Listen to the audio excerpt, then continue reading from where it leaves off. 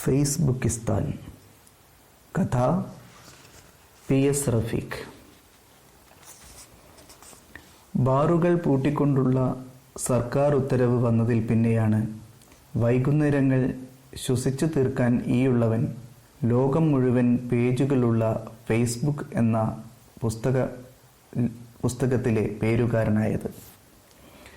തയ്യപ്പുറത്ത് ഗംഗാധരൻ വേണുഗോപാലൻ എന്ന 47കാരൻ, സർക്കാർ പണിക്കാരൻ, ഭാര്യയും 2 സന്താനങ്ങളുമുള്ളവൻ, എല്ലാറ്റിനോടും ആസക്തനെങ്കിലും കഴിവിൻ്റെ പരമാവധി ഒളിപ്പിച്ചു വയ്ക്കുന്നവൻ, കളവിൽ ചതി ചേർക്കാത്തവൻ എന്നൊക്കെ സത്യം സത്യമായി അവനവനെപ്പറ്റിയുള്ള കോളത്തിൽ എഴുതണമെന്നുണ്ടായിരുന്നെങ്കിലും സകല സദാചാര നിയമാനുസരണ കുടുംബ പരിപാലന പാരമ്പര്യ പൊതുസമ്മത സർട്ടിഫിക്കറ്റ് എന്നും കിട്ടിപ്പോന്നിരുന്നതിനാൽ എല്ലാം ഞാൻ മറച്ചുവെച്ചു. എന്നിട്ട് ഭൂരിപക്ഷവും അനുവർത്തിച്ചു പോകുന്ന സത്യമാർഗം പിന്തുടർന്നു. തയ്യപ്പുറത്ത് ഗംഗാധരൻ വേണുഗോപാലൻ അങ്ങനെ ചുരുക്കത്തിൽ TGV എന്ന് വരി ചേർക്കപ്പെട്ടു.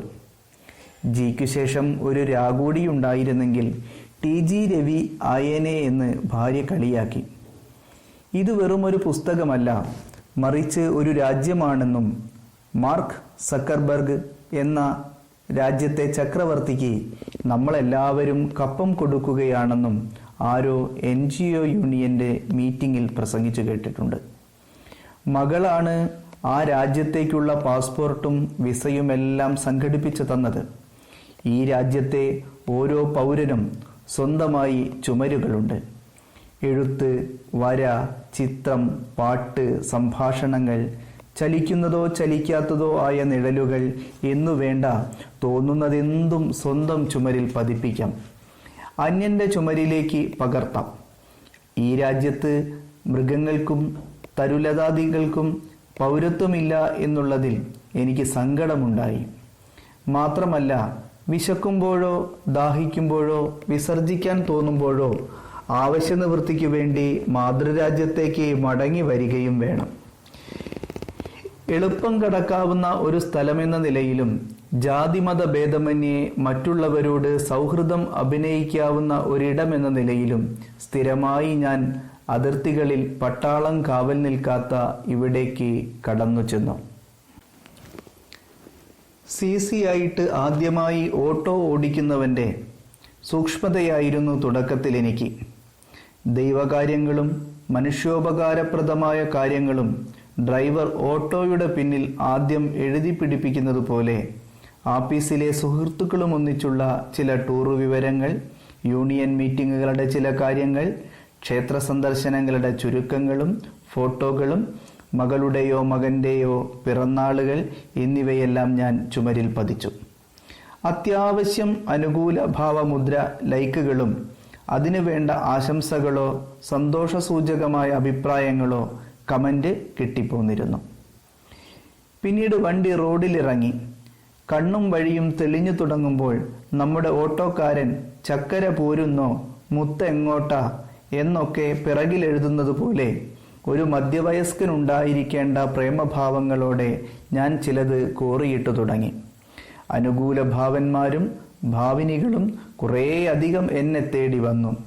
ഇടയിൽ 4000-ഓ 5000-ഓ അനുകൂലികളുള്ള അതിസുന്ദരിയായ ഹേമാംബിക കോട്ടപ്പടിക്ക് ഞാനൊരു സൗഹൃദ യാചന അയച്ചു നോക്കി. തുമ്മിയ ശബ്ദം വരെ സ്വന്തം ചുമരിൽ പതിപ്പിക്കുന്ന ഹേമാംബിക കോട്ടപ്പടിയുടെ നേരെ എൻ്റെ ഉയർത്തിയ തള്ളവിരൽ എപ്പോഴും അനുകൂലിച്ചുകൊണ്ട് അമരുന്നതാണ്. പക്ഷേ കോട്ടപ്പടി എന്ന വെള്ളി നക്ഷത്രം നിലവിലുള്ള 5000-ന്റെ കൂട്ടിപ്പിടിയിൽ പുൽക്കൊടിയായ എന്നെ കണ്ടതേയില്ല. സ്ഥിരമായി മൈൻഡാക്കിയിരുന്ന പെണ്ണ് പെട്ടെന്ന് കല്യാണം കഴിഞ്ഞ് ഭർത്താവിനോടൊപ്പം ഓട്ടോയിൽ കയറുന്നതിൻ്റെ പിറ്റേ ദിവസം നമ്മുടെ ഡ്രൈവർ ഓട്ടോയുടെ പിൻഭാഗത്ത് ചില മാറ്റങ്ങൾ വരുത്തും. ഭൂരിപക്ഷവും ചെഗുവേരയുടെ ചിത്രത്തോടൊപ്പം കൊല്ലാം പക്ഷെ തോൽപ്പിക്കാനാവില്ല എന്നായിരിക്കും. അങ്ങനെയൊക്കെ ഞാൻ ചില വിപ്ലവകരമായ തീരുമാനങ്ങളും ചൂടൻ ചർച്ചകളും അന്യരുടേത് എൻ്റെ ചുമരിൽ വിളമ്പി. അനുകൂല മുദ്ര കിട്ടാത്ത ദിവസം വൈദ്യുതി വിച്ഛേദിക്കപ്പെട്ട രാജ്യം പോലെയായി. ചിലപ്പോഴൊന്ന് BP കൂടി. തണുപ്പിൽ മയങ്ങിയിരുന്ന രക്തത്തിലെ പഞ്ചസാര ഇടയ്ക്കൊന്ന് തലപൊക്കി നോക്കി. പോകെ പോകെ ലോകത്തെ സംബന്ധിക്കുന്ന എല്ലാത്തരം ചർച്ചകളിലും അനുകൂലമായ വിദഗ്ധാഭിപ്രായമോ എതിരു പ്രസ്താവനകളോ നിരത്തി ഈ രാജ്യത്തെ ഉത്തമ പൗരനായി. വിവരമില്ലാത്ത കാര്യങ്ങളെക്കുറിച്ചുള്ള അഭിപ്രായങ്ങൾ പറഞ്ഞതിന് പലരും എന്നെ എൻ്റെ ചുമരിലെത്തി അഭിനന്ദിക്കുകയുണ്ടായി. കള്ളവും കാപട്യവും മറ്റുള്ളവർ കാണാതെ ഒറ്റയ്ക്കിരുന്ന് പ്രകടിപ്പിക്കുമെന്നതിനാൽ ഞാൻ കൂടുതൽ നേരം ഈ ചുമരെഴുത്തിൽ തന്നെ മുഴുകിപ്പോന്നു. ഒരു വൈകുന്നേരം ടൗണിൽ വെച്ച് പഴയ സഹപാഠിയും വക്കീലുമായ മിത്രനെ കണ്ടുമുട്ടി. ഓറഞ്ചു കച്ചവടക്കാരനുമായി വിലയുടെ കാര്യത്തിൽ ചെറിയ തർക്കത്തിലേർപ്പെട്ടിരുന്ന എൻ്റെ അരികിൽ മിത്രൻ സ്കൂട്ടർ കൊണ്ടുവന്ന് നിർത്തി ഇറങ്ങേണ്ടി വന്നു. കുറേ കാലമായിരുന്നു മിത്രനെ കണ്ടിട്ട്. തർക്കിച്ച വിലയിൽ നിന്ന് വലിയ മാറ്റമില്ലാതെ ഓറഞ്ച് മേടിച്ചെടുത്ത് മിത്രനുമായി തൊട്ടടുത്ത കോഫി ഹൗസിലേക്ക് പോയി. കാപ്പി കുടിച്ചുകൊണ്ടിരിക്കുമ്പോൾ എനിക്ക് മിത്രനോട് പറയാനുണ്ടായിരുന്നത് എൻ്റെ സ്വന്തം ചുമരെഴുത്തുകളെക്കുറിച്ചായിരുന്നു. ചുമരുകൾ എന്നുമെന്നും ഉണ്ടെന്നും അത് ലോകം മുഴുവനും ഉണ്ടെന്നും ലോകത്തിൻ്റെ ചുമരുകളെല്ലാം കാലത്തിനനുസരിച്ച് മാറിയിട്ടുണ്ടെന്നും മിത്രൻ പറഞ്ഞു. പറഞ്ഞതിൽ ഒന്നും തന്നെ വലിയ വില കൽപ്പിക്കാതെ ഞാൻ കാപ്പിയെടുത്തവനെ പ്രാഗിക്കൊണ്ട് കുടിച്ചു തീരാറായിട്ടും അതിൻ്റെ പതയിൽ നോക്കിയിരുന്നു. എൻ്റെ ശ്രദ്ധ തിരിക്കാവുന്നത്ര കൗതുകം നിറഞ്ഞൊരു കാര്യം മിത്രൻ പറഞ്ഞത് അപ്പോഴാണ്. മറ്റേതോ ലോകത്തിൽ നിന്ന് ആരോ സംസാരിച്ചതുപോലെ കേട്ടതു വ്യക്തമാകാതെ ഞാൻ മിത്രനെ നോക്കി. താൻ പറഞ്ഞത് അത്രയും ശരിയാണ് എന്ന് എന്നെ വിശ്വസിപ്പിക്കാവുന്ന വക്കീൽ ഭാവത്തിൽ മിത്രൻ കോഫി ഹൗസിലെ കുഷ്യൻ കസേരയിൽ ഒന്നിളകിയിരുന്നു.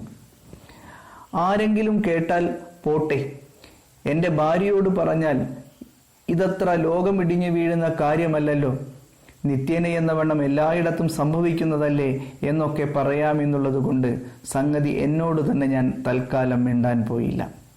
ടൗണിൽ ഒന്നുകൂടി കറങ്ങി വൈകുന്നേരമായപ്പോൾ വീട്ടിൽ വന്ന് ചെറുതായൊന്ന് മേല് കഴുകി തോർത്തി അലമാരയുടെ രഹസ്യ അറയിൽ, വീട്ടിൽ പരസ്യ അറയാണ്, വെച്ചിരുന്ന തേനീച്ചയുടെ കുപ്പിയിൽ ബാക്കിയുണ്ടായിരുന്ന കാൽഭാഗം ഇടയ്ക്കിടെ ആരെങ്കിലും വരുന്നുണ്ടോ എന്ന് തിരിഞ്ഞു നോക്കിക്കൊണ്ട് അല്പം വെള്ളം മാത്രം ചേർത്ത് കുടിച്ചു തീർത്തു.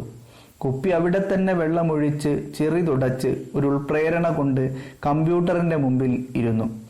പെട്ടെന്ന് തന്നെ ഞാൻ എൻ്റെ പുതിയ ലോകത്തിൻ്റെ വാതിൽ തുറന്നു. അവിടെ പുരുഷാരത്തിൻ്റെയും സ്ത്രീകളുടെയും മനസ്സിൽ ആദ്യ വായനയിൽ തന്നെ തീ കോരിയിടാവുന്ന വാക്കുകൾക്കായി പരതി. കുറച്ചുനേരം ചിന്താമഗ്നനും മൗഢ്യനുമായി ഒടുവിൽ അക്ഷരങ്ങൾ തപ്പിപ്പിടിച്ച് ഇങ്ങനെ എഴുതി: ഇന്ന് വൈകുന്നേരം ടൗണിൽ വെച്ച് സുഹൃത്ത് അഡ്വക്കേറ്റ് മിത്രനെ കണ്ടു. എൻ്റെ സുഹൃത്തുക്കളായ നസീമയും മഹിയും വിവാഹബന്ധം വേർപെടുത്തുന്നതിനായി ഒരു സംയുക്ത പരാതി കൊടുത്തിട്ടുണ്ട് എന്ന് മിത്രൻ പറഞ്ഞു. നസീമ ഒരു മുസ്ലിം ആയതുകൊണ്ടും മഹി ഹിന്ദുവായതിനാലും അവർ തമ്മിൽ ഒരിക്കലും പിരിയരുതെന്നാണ് എൻ്റെ ആഗ്രഹം. പിറ്റേന്ന് എൻ്റെ ചുമരെഴുത്തിന് എത്ര അനുകൂലികളുണ്ടായി, എത്ര പ്രതികൂലികളുണ്ടായി. അനുഭാവിച്ചും പ്രതിഭാവിച്ചും എനിക്ക് എന്നോട് തന്നെ മതിപ്പ് തോന്നി. നസീമയുടെയും മഹിയുടെയും കഥയറിയാൻ പലരും എൻ്റെ സന്ദേശപ്പെട്ടിയിൽ വന്ന് താല്പര്യം പ്രകടിപ്പിച്ചു. നസീമയും മഹിയും ഞാൻ ജോലി ചെയ്യുന്ന ഓഫീസിൽ എൻ്റെ സഹപ്രവർത്തകരായിരുന്നു എന്ന സത്യം ആ ലോകത്തോട് ഞാൻ വിളിച്ചു പറഞ്ഞു. പരസ്പരം അകന്നുകൊണ്ടിരിക്കുന്ന ഹിന്ദു മത സമുദായത്തിൻ്റെയും മുസ്ലിം സമുദായത്തിൻ്റെയും പ്രതീകമാണ് നസീമയും മഹിയും എന്ന എൻ്റെ പ്രസ്താവനയ്ക്ക് അനുകൂലികൾ കൂടി. കാഫറിന്റെ പിടിയിൽ നിന്ന് രക്ഷപ്പെട്ട നസീമയെ അഭിനന്ദിച്ചുകൊണ്ട് എവിടെ നിന്നോ ഒരു ചെറു കുഞ്ഞിക്കോയ തങ്ങൾ എൻ്റെ ചുമരിലെത്തി. ചെറുകുഞ്ഞിക്കോയ തങ്ങളെ തെറി പറഞ്ഞുകൊണ്ട് മൂടി ഉടൻ തന്നെ വേറെ ചിലരും എത്തി. പലരുടെയും അഭിപ്രായത്തിനോട് ഞാൻ ചൂടോടെയും ചൂലോടെയും പ്രതികരിച്ചു. എവിടെ നിന്നാണ് എനിക്ക് എഴുത്തു വരുന്നതെന്ന് ഞാൻ എന്നോട് തന്നെ സംശയം ചോദിച്ചു. ചുവരെഴുത്തുകൾ തുടർന്നുകൊണ്ടിരുന്നു.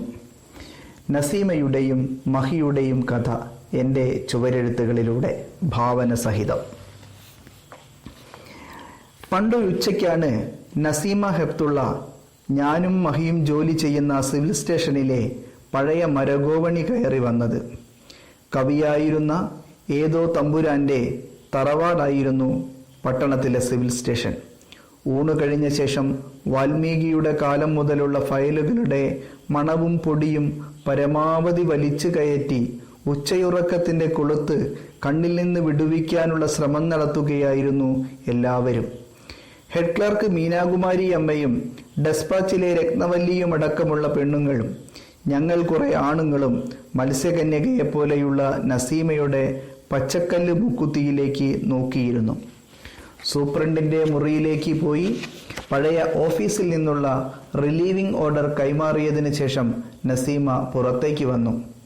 ഡിസ്ട്രിക്ട് ഓഫീസിലേക്ക് യുഡിയായി മാറ്റം പോയ തമ്പാൻ തോമസിന്റെ കസേര ചൂണ്ടിക്കാട്ടി എൻ്റെ സീറ്റ് ഇതാണെന്നോ മറ്റോ പറഞ്ഞ് തോളിൽ തൂക്കിയിരുന്ന മുട്ടോളം നീളമുള്ള ബാഗിന്റെ സിബ് തുറന്ന് നസീമ ചോക്ലേറ്റ്സ് പുറത്തെടുത്തു. ചോക്ലേറ്റ്സ് പല്ലിലൊട്ടിക്കൊണ്ട് തന്നെ എല്ലാവരും നസീമയെ പരിചയപ്പെട്ടു. പിറ്റേ ദിവസം രാവിലെ കാണാമെന്ന് പറഞ്ഞുകൊണ്ട് മൂക്കുത്തിയുടെ തിളക്കവുമായി നസീമ ടൗണിലേക്ക് ഇറങ്ങിപ്പോയി. ഇളം നീല ചുരിദാറിനുള്ളിൽ നിറഞ്ഞു നടന്നു നീങ്ങുന്ന നസീമയെ ഞാനടക്കമുള്ള പുരുഷന്മാർ കൊതിയോടെ നോക്കി. സ്ത്രീകൾ അസൂയയോടെയും. സ്ഫടിക ജലാശയത്തിൽ സ്വയം തുളുമ്പി നീന്തുന്ന സുന്ദരി മീനിനെ പോലെയായിരുന്നു ആ നടത്തയെന്ന് ഒരു സായാഹ്ന വർത്തമാനത്തിനിടയ്ക്ക് മഹേഷ് എന്നോട് പറഞ്ഞിട്ടുണ്ട്. പിന്നീട് നടന്നതെല്ലാം കല്ലിലെഴുതിയ കണക്ക് ഇപ്പോഴും മനസ്സിലുണ്ട്. മിതഭാഷിയും കവിതക്കമ്പക്കാരനുമായ മഹേഷിനൊപ്പം നസീമയെ പലതവണ ക്യാൻറ്റീനിൽ കണ്ടു. ഞങ്ങളുടെ ഡിപ്പാർട്ട്മെന്റിൽ നിന്ന് ഓണാഘോഷത്തിനിടെ വീഗാലാൻഡിലേക്ക് പോയ വൺ ഡേ ടൂറിന്റെ ബസ്സിൽ നസീമയും മഹിയും ഒരു സീറ്റ് പങ്കിട്ടു. ഓഫീസ് വിട്ടാൽ വീട്ടിലേക്ക് പാഞ്ഞിരുന്ന മഹി 5:45 നസീമയുടെ ബസ് വരുന്നത് വരെ തൻ്റെ ആക്റ്റീവയിൽ ചാരി സ്റ്റോപ്പിനടുത്ത് നിന്നു. എല്ലാവർക്കും മനസ്സിലായിട്ടും മീനാകുമാരി അമ്മയാണ് അത് ഉറക്കെ പറഞ്ഞത്. നസീമയും മഹിയും പ്രണയപാശത്താൽ ബന്ധിതരാണ്. പാശമൊന്ന് അഴിച്ചു നോക്കാൻ സിവിൽ സ്റ്റേഷനുള്ളിൽ നിന്ന് വിവിധ ഡിപ്പാർട്ട്മെന്റുകളിലെ പലരും ശ്രമിച്ചിരുന്നു. ട്രഷറിയിലെ വാസുദേവൻ സർക്കാർ ജീവനക്കാർ പ്രാക്ടിക്കലാവുന്നതാണ് നല്ലത് എന്ന് എന്നോട് രഹസ്യമായി പറഞ്ഞു. വാസുദേവൻ മിശ്രവിവാഹ സംഘം ജില്ലാ ജോയിന്റ് സെക്രട്ടറി ആയിരുന്നതിനാൽ ഇത്തരം കേസുകളിൽ പക്വതയില്ലായ്മയും പ്രയോജനമില്ലായ്മയും അക്കമിട്ട് വിശദീകരിക്കുകയുണ്ടായി. യുക്തിവാദി സംഘത്തിന്റെ താലൂക്ക് പ്രസിഡന്റും റവന്യൂവിലെ ഉദ്യോഗസ്ഥനുമായ TP റഹ്മാൻ ഒരു രാത്രി എന്നെ മൊബൈലിൽ വിളിച്ചു. പണ്ടെങ്ങോ പഠിക്കുന്ന കാലത്ത് ഒരു നിർബന്ധിത സാഹചര്യത്തിൽ സ്വന്തമായി ഉണ്ടായിരുന്ന പ്രേമം ഉപേക്ഷിച്ചയാളുകൂടിയാണ് റഹ്മാൻ. ടിയാന്റെ കാമുകി വയനാടൻ ചുരമിറങ്ങി സർക്കാരിന്റെ ഔദാര്യവുമായി പട്ടണത്തിൽ പഠിക്കാൻ വന്ന കറുത്തു തിളങ്ങുന്ന ഒരു വനദേവതയായിരുന്നു. പെൺകുട്ടികളുടെ ഹോസ്റ്റലിൽ ശൗചാലയം ഉപയോഗിക്കുന്നതിനെ പറ്റിയുണ്ടായ ഒരു തർക്കത്തിൽ ഒച്ച വെച്ചതു മൂലമാണ് അന്നേ യുക്തിവാദിയായിരുന്ന റഹ്മാൻ വനദേവതയെ പരിചയപ്പെട്ടത്. പ്രണയത്തിന്റെ കാട് പൂത്തു. പൂമണം റഹ്മാന്റെ 2 ഹജ്ജ് ചെയ്ത ബാപ്പയുടെ മൂക്കിലെത്തി. അതിന്റെ പിറ്റേന്ന് തൻ്റെ കണ്ടുകാണായ സ്വത്തെല്ലാം മറ്റു മക്കളുടെ പേരിൽ എഴുതി വെക്കുമെന്ന് റഹ്മാനോട് ബാപ്പ പറഞ്ഞു. ജീവിതത്തിൽ കൂടുതൽ യുക്തി ആവശ്യമുള്ളതിനാൽ വനദേവത തിരിച്ച് കാട്ടിലേക്ക് തന്നെ മടങ്ങി. നസീമയെ കാര്യമായൊന്ന് ഉപദേശിക്കാൻ റഹ്മാൻ ഫോണിലൂടെ എന്നെ ചട്ടം കെട്ടിയിരുന്നു. വർത്തമാനം പറയാൻ അധിക സമയം കയ്യിലില്ലാത്തതിനാൽ ഉടൻ ഫോൺ വെക്കുമെന്ന് റഹ്മാൻ ഇടയ്ക്കിടെ പറഞ്ഞുകൊണ്ടിരുന്നു. വെളുപ്പിന് 4:30 തിരുവനന്തപുരത്ത് പോകുന്ന വോൾവോ ബസ്സിൽ റഹ്മാൻ 2 സീറ്റ് ബുക്ക് ചെയ്തിട്ടുണ്ട്. മുമ്പൊരു പ്രമോഷന് വേണ്ടി ഭാര്യ ഖദീജ ബീവി ഭീമാപ്പള്ളിയിലേക്കൊരു നേർച്ച നേർന്നിരുന്നു. നേർച്ചയെത്തിക്കാനുള്ള പോക്കാണ്. യുക്തിയെപ്പറ്റി ഇടയ്ക്കിടെ ഓർമ്മിക്കുന്നതിനിടെ റഹ്മാൻ എന്തോ ചവച്ചിരുന്നത് ഞാൻ ഓർക്കുന്നു. ഏതോ മൂപ്പത്തിയ ജന്തുവിന്റെ ഇറച്ചിയാണെന്നതിൽ തർക്കമില്ലായിരുന്നു. സംസാരം നിർത്താൻ പോകുന്നതിനിടയിൽ എരിവ് ശിരസിൽ കയറിയിട്ടോ മറ്റോ അയാളൊന്ന് ചുമച്ചിരുന്നു. അന്നേരം ഫോണിലൂടെ ഇറച്ചിത്തരി എൻ്റെ മുഖത്തേക്ക് തെറിക്കുകയും ഞാൻ പറയാതെ ഫോൺ കട്ട് ചെയ്യുകയുമുണ്ടായി. പിന്നീടൊരു ദിവസം ഓഫീസിലെ പെണ്ണുങ്ങൾക്കിടയിൽ സ്വതവേ മൗനിയായിരുന്ന രത്നവല്ലിയുടെ ഒരു പ്രകടനമുണ്ടായി. മാങ്ങ ഉപ്പിലിട്ടതോ വെളുത്തുള്ളി അച്ചാറോ എന്തെങ്കിലും പലഹാരമോ ഇടയ്ക്ക് കൊണ്ടുവന്ന് വിതരണം ചെയ്യാറുള്ള രത്നവല്ലി ഭർത്താവും മക്കളും ശബരിമലയ്ക്ക് പോയ വകയിൽ കുറച്ച് അരവണ കൊണ്ടുവന്നു.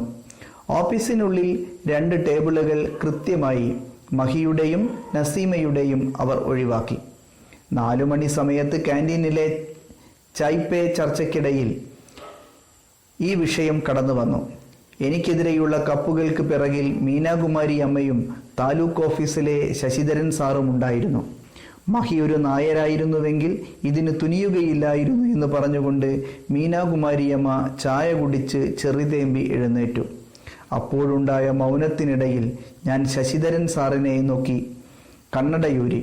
ഗൗരവമുള്ള കാര്യങ്ങൾ പറയുമ്പോൾ വരാറുള്ള വിക്കോടെ അയാൾ ഇങ്ങനെ പറഞ്ഞു: മുസ്ലിം ജനസംഖ്യ ക്രമാതീതമായി വർദ്ധിക്കാതിരിക്കാൻ ഹിന്ദുക്കൾ മുസ്ലിങ്ങളെ വിവാഹം ചെയ്യുന്നത് നല്ലതാണ്. അന്നു രാത്രി കേരളീയ നവോത്ഥാനത്തെ പറ്റിയുള്ള ഒരു ചാനൽ ചർച്ചയിൽ പങ്കെടുക്കുന്നുവെന്ന് പ്രൊഫസറായ പഴയ സുഹൃത്ത് വിളിച്ചു പറഞ്ഞത് പ്രകാരം ഞാൻ TV-യുടെ മുമ്പിലിരുന്ന് ഉറങ്ങി. ഇടയ്ക്കെപ്പോഴോ മകൾ വന്ന് ചാനൽ മാറ്റിയിരുന്നു. കൃഷ്ണമണികൾക്കിടയിലെവിടെയോ രാവുണ്ണിയുടെയോ കെ വേണുവിൻ്റെയോ തല കണ്ടതുപോലെ തോന്നി. ഏതൊക്കെയോ കേൾവികൾക്കും പറച്ചിലിനുമിടയിൽ ഭാര്യ വന്ന് ഉണർത്തുമ്പോൾ മകൻ HBO-യിൽ എപ്പോഴും വരാറുള്ള ഒരമേരിക്കൻ പടം കാണുകയായിരുന്നു. കൂർപ്പിച്ച കല്ലും മരക്കഷ്ണങ്ങളുമായി കുറച്ചു പ്രാകൃതർ ഒരു മൃഗത്തെ വേട്ടയാടുന്ന ദൃശ്യത്തിൽ അവൻ കണ്ണെടുക്കാതെ നോക്കിയിരിക്കുന്നുണ്ടായിരുന്നു. ഈ വക സംഗതികൾക്കിടയിൽ സുപ്രസിദ്ധ ഈഴവ തറവാട്ടുകാരനും വിപ്ലവ മൂരാച്ചിയുമായിരുന്ന മഹേഷിന്റെ അച്ഛൻ ഇരുമ്പൻ ഗോപാലനും ഖാദർ സേട്ട് ബീഡി കമ്പനിയുടെ ഉടമയും നസീമയുടെ ബാപ്പയുമായിരുന്ന സൈതാരകത്ത് ഖാദർ മൻസിലിൽ ഹെപ്തുള്ളയും തോറ്റു തുന്നമ്പാടി. MOP അഥവാ മാനുവൽ ഓഫ് പ്രൊസീജിയർ എഴുതി പ്രൊബേഷൻ ഡിക്ലയറിംഗ് കഴിഞ്ഞ് ഇനി ഇങ്ങോട്ടൊന്നും വേണ്ട എന്ന് കരുതിയിരുന്ന് മഹേഷ് ഡിപ്പാർട്ട്മെന്റ് ടെസ്റ്റ് എഴുതി പ്രൊമോഷനോടെ മറ്റൊരു സ്ഥലത്തേക്ക് ട്രാൻസ്ഫറായി. അവിടെ ഇരുന്നു കൊണ്ട് നസീമയ്ക്ക് മേലെ സന്ദേശങ്ങൾ അയച്ചു. വൈകാതെ ജൂനിയർ സൂപ്രണ്ടന്റ് പദവിയോടെ നസീമയും ഓഫീസിൽ നിന്നുപോയി. ഇരുവരും തങ്ങളുടെ പട്ടണത്തിൽ നിന്ന് ദൂരെ മാറിയുള്ള വൃന്ദാവനം പ്രൈവറ്റ് ലിമിറ്റഡിന്റെ അപ്പാർട്ട്മെന്റുകളിലൊന്ന് അഡ്വാൻസ് കൈമാറി. മതേതരവാദികൾ നസീമയ്ക്കും മഹേഷിനും ഐക്യദാർഢ്യം പ്രഖ്യാപിച്ചതോടെ ഇരുമ്പൻ ഗോപാലൻ നിലവിലുള്ള പാർട്ടി വിട്ട് പാരമ്പര്യ വിശ്വാസങ്ങളിലേക്കും സനാതനധർമ്മ കാവികോണകാതി നെറ്റിക്കുറിയിലേക്കും ചെന്നെത്തി. ഓഫീസിലുള്ളവർക്ക് താമസം വിന കല്യാണ ക്ഷണപത്രമെത്തി. അന്നേ ദിവസം പൂവത്തുകടവിലെ രജിസ്ട്രാഫീസിൽ ഞാനും സാക്ഷിയൊപ്പിട്ടു. വൈകുന്നേരം ഹോട്ടൽ വുഡ്ലാൻഡിൽ പാർട്ടി. അടുത്ത സുഹൃത്തുക്കൾ, നസീമയുടെയും മഹിയുടെയും എതിരില്ലാത്ത കുറച്ചു ബന്ധുക്കൾ, കുറച്ചു ബുദ്ധിജീവികൾ. പാലക്കാടുള്ള ഏതോ വിദ്വാന്റെ ഓടൽക്കുഴൽ നാടത്തിന്റെ അകമ്പടിയോടെ എല്ലാവരും ചില്ലി ചിക്കനും ബട്ടൂരയും പുലാവുമെല്ലാം കഴിച്ചു. നവദമ്പതികൾക്ക് ആശംസകൾ നേർന്ന് അവരവരുടെ കൂടണഞ്ഞു. ആളുകൾ പുതിയ കാര്യങ്ങളിലേക്ക് അതു സംബന്ധിച്ച ചർച്ചകളിലേക്കും കടന്നതുകൊണ്ട് കുറച്ചു ദിവസങ്ങൾക്ക് ശേഷം നസീമയുടെയും മഹിയുടെയും പേരിലുള്ള എൻ്റെ ചുമരെഴുത്തുകൾക്ക് വലിയ പ്രാധാന്യമില്ലാതായി തുടങ്ങി. ആരാലും ശ്രദ്ധിക്കപ്പെടാതെ നിൽക്കുന്ന ഭംഗിയില്ലാത്ത മണവാളനെ പോലെ ഞാൻ പൊടുന്നനെ ആൾക്കൂട്ടത്തിൽ എഴുത്തുകൾക്കിടയിൽ ഒറ്റപ്പെട്ടു. ഒരു കാര്യം തന്നെ നമുക്ക് പലതവണ പറയാമെന്നും പക്ഷേ കേൾക്കുന്നവർക്ക് മടുപ്പുണ്ടാകാതിരിക്കാൻ പറയുന്ന കാര്യത്തിൽ തന്നെ പുതിയ കണ്ടെത്തലുകൾ വേണമെന്നും ഏതോ എഴുത്തുകാരൻ പറഞ്ഞു. ജോയിന്റ് ഡിവോഴ്സ് പെറ്റീഷൻ കൊടുത്ത നസീമയ്ക്കും മഹിക്കും അനന്തരം എന്ത് സംഭവിക്കുന്നു എന്നറിയാൻ സുഹൃത്തുക്കളും മറ്റു പരിചിത വൃന്ദങ്ങളും മുഖാന്തരം ഞാനൊരു സാഹസിക യാത്ര നടത്തി നോക്കി. 47-ലെ ഇന്ത്യ വിഭജനം പോലെയായിരുന്നു കണ്ട കാര്യങ്ങൾ. ചെറുകുഞ്ഞിക്കോയ തങ്ങൾ വന്നതെവിടെ നിന്നാണെന്ന് എനിക്ക് പെട്ടെന്ന് മനസ്സിലായി. ചെറുകുഞ്ഞിക്കോയ തങ്ങൾ മാത്രമല്ല, തങ്ങന്മാരിൽ വലിയ കുഞ്ഞിക്കോയ തങ്ങൾ, ജബ്ബാരി തങ്ങൾ, ഹബീബുള്ള തങ്ങൾ, ഷിബിലി, ഹനഫി, സാദിഖ്, ബർക്കത്ത്, റഹ്ബത്ത് തുടങ്ങിയ തങ്ങന്മാരും അല്ലാത്തവരും ഹെപ്തുള്ള സാഹിബിന്റെ വീട്ടിൽ തമ്പടിച്ച് നസീമ പിരിഞ്ഞു പോകുമ്പോൾ കിട്ടേണ്ടുന്ന സ്ഥാവരങ്ങളുടെയും ജംഗമങ്ങളുടെയും പട്ടിക തയ്യാറാക്കിക്കൊണ്ടിരിക്കുന്നു. ഉറുക്കിലും നൂലിലും കെട്ടുകളിലും ഊതി പിഞ്ഞാണത്തിൽ അറബി അക്ഷരങ്ങൾ എഴുതി കുടിപ്പിച്ച് അവർ നസീമയെ ശുദ്ധീകരിച്ചു കൊണ്ടിരുന്നു. ഒരുമിച്ച് താമസിച്ചിരുന്ന വൃന്ദാവനം അപ്പാർട്ട്മെന്റിലെ 7C ഇരുവരുടെയും പേരിലായതിനാൽ അത് നസീമയുടെ പേരിൽ വിട്ടുകിട്ടാനുള്ള പദ്ധതികൾ ഫ്ളാറ്റിനുള്ളിലെ ജംഗമങ്ങളുടെ കണക്കിൽ നസീമ വാങ്ങിയവ, വാങ്ങാത്തതിൽ ഇങ്ങോട്ട് വരേണ്ടവ, കട്ടിൽ, T V stand, washing machine, dining table, table mat, porcelain, plates, നാരങ്ങാഞ്ഞക്കി, പപ്പടം കുത്തി എന്നിങ്ങനെ സാധനങ്ങളുടെ ഒരു നീണ്ട ലിസ്റ്റ് ഉണ്ടാക്കി. അവർ മഹേഷിന്റെ അച്ഛൻ ഇരുമ്പൻ ഗോപാലന്റെ ശ്രദ്ധയെ അതിലേക്ക് ക്ഷണിച്ചു. ഇതൊന്നും മുഴുവനോടെ തരാൻ പറ്റില്ലെന്ന് ഇരുമ്പന്റെ വീട്ടിൽ കൂടിയ യോഗം സംയുക്തമായി പ്രഖ്യാപിച്ചു. രാജ്യത്തിന്റെ ഒരു ഭാഗം കൈയടക്കി വെച്ചിരിക്കുന്നവർക്ക് ഇനിയൊന്നും കൊടുക്കേണ്ടതില്ലെന്ന് ഇരുമ്പന്റെ അകന്ന ബന്ധത്തിലുള്ള ചെറുപ്പക്കാരനായ ഗുണേഷ് അടിവരയിട്ടു. പല കാര്യത്തിലും നമ്മൾ അവർക്ക് വിട്ടുകൊടുക്കുകയും ഒടുവിൽ അവരുമായി ക്രിക്കറ്റ് കളിയിൽ ഏർപ്പെടുകയും ചെയ്യുന്നു. കിട്ടാനുള്ള സാധനത്തിന്റെ എല്ലാറ്റിന്റെയും പകുതി വീതം കൊടുത്തേക്കാം. ഫ്ളാറ്റിന്റെ, ടിവിയുടെ, ഡൈനിങ് ടേബിളിന്റെ, പപ്പടം കുത്തിയുടെ, അങ്ങനെ. ഇരുന്നിടം കുഴി സഹദേവ്ജി, കിടന്നിടം കുളം സനാതനജി, ഞെട്ടറ്റ വളപ്പിൽ കരുണാകർജി, ചെന്നുവെട്ടിപ്പറമ്പിൽ ഗോപാൽജി, വെച്ചിക്കീറിച്ചെരുവിൽ മനോഹർജി എന്നിവരുടെ നേതൃത്വത്തിലുള്ള യോഗം എരിവുള്ള ബീഫും പൊറാട്ടയും കഴിച്ച് അന്നത്തേക്ക് പിരിഞ്ഞു. അന്നു രാത്രി ഉറങ്ങാൻ പോകുന്നതിന് മുൻപ് മഹിയെന്ന മഹേഷ് തന്തയുടെ ചുറ്റും ചേകലിടാൻ വരുന്ന പൂവൻകോഴിയെപ്പോലെ ചുറ്റാൻ തുടങ്ങി. പുത്രനെ എന്തോ പറയാനുണ്ടെന്ന് മനസ്സിലായ പിതാജി അല്പനേരം മൗനം ഭജിച്ചു. കണ്ണുചിമ്മയും ഞൊട്ട, കൊട്ടുവ ആദികളിട്ടും കാത്ത് ക്ഷമ കെട്ട് മുട്ടയിടും എന്നായപ്പോൾ എന്തു പണ്ടാരമാണ് പറയാനുള്ളതെന്ന് ചോദിച്ചുകൊണ്ട് അലറി. താറാമുട്ട തൊണ്ടോടെ വിഴുങ്ങിയതുപോലെ വാക്കുകൾ അങ്ങോട്ടും ഇങ്ങോട്ടുമില്ലാതെ തൊണ്ടയിൽ തടഞ്ഞെങ്കിലും ധൈര്യം സംഭരിച്ച് ടീപ്പോയിലെ മഗ്ഗിലിരുന്ന വെള്ളം അണ്ണാക്കിലേക്ക് കമിഴ്ത്തി ഒരു ദീർഘനിശ്വാസമെടുത്ത് മഗ് തൽസ്ഥാനത്ത് വെച്ച് മഗേഷ് സ്വന്തം അരക്കെട്ടിലേക്ക് നോക്കി ഇങ്ങനെ പറയാൻ തുടങ്ങി. എൻ്റെ, നിന്റെ, ഇത്, ഏത്, ഇവിടെ, എവിടെ, സർക്കംസൈസ് എന്നുവെച്ചാൽ സുന്നത്ത്, എന്നത്ത്, മാർക്കം. കുറച്ചു നേരം കലാമണ്ഡലം ഗോപി ആശാനെയോ പട്ടിക്കാന്തൊടി രാവുണ്ണി ആശാനെയോ വാഴങ്കട കുഞ്ചുനായരെയോ അനുകരിച്ചെങ്കിലും കൈമുദ്രകൾ കൊണ്ടും വെറും ശബ്ദങ്ങൾ കൊണ്ടും സ്വപിതാവിന് തൃപ്തി വന്നിട്ടില്ലെന്ന് മനസ്സിലായ മഹേഷ് മറ്റൊന്നും ആലോചിക്കാതെ പെട്ടെന്നു തൻ്റെ ഉടുമുണ്ടുയർത്തിക്കാട്ടി. തലമൊട്ടയടിച്ച ശേഷം സർക്കസിൽ നിന്ന് പുറത്താക്കിയ സിംഹത്തെ പോലെ മകന്റെ മേൽമൂടിയില്ലാത്ത അപമാനിക്കപ്പെട്ട പുരുഷത്വം കണ്ട് അച്ഛൻ ഞെട്ടറ്റു.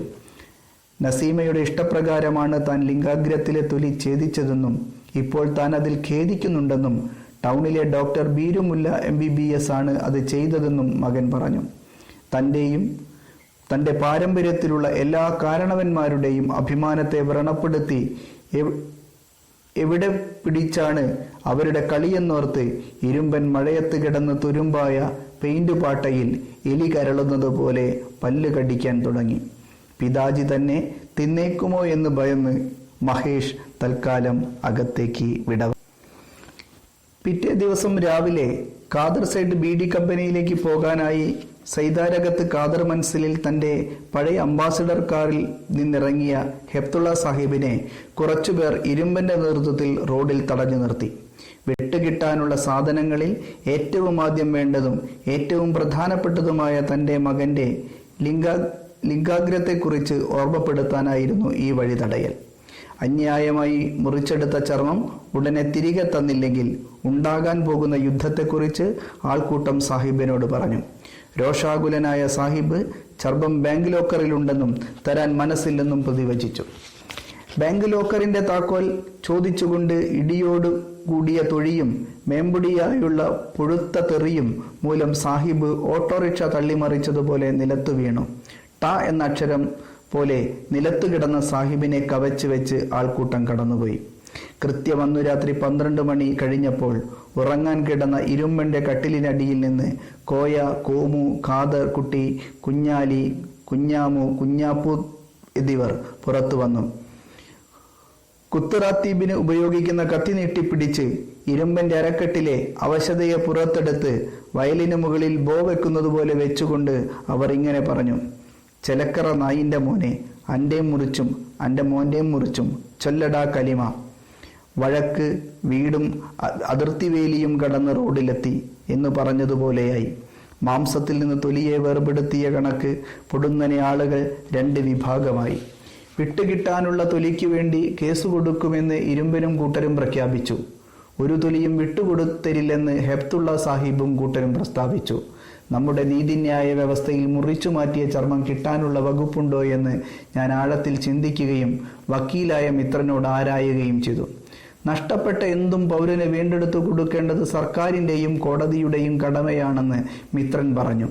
തൊലി മുറിച്ചു മാറ്റിയ സമയത്ത് സംഗതി കക്ഷിയുടെ ഇഷ്ടപ്രകാരം ചെയ്തതായതുകൊണ്ട്, അതായത് ബലം പ്രയോഗിച്ചല്ല അത് ചെയ്തതെന്നുള്ളതുകൊണ്ട് ഇപ്പോഴത് തിരിച്ചു കൊടുക്കാൻ നിർവാഹമില്ല എന്ന് എതിർകക്ഷികൾ വാദിച്ചാലോ എന്ന് ഞാൻ ചോദ്യമുന്നയിച്ചു.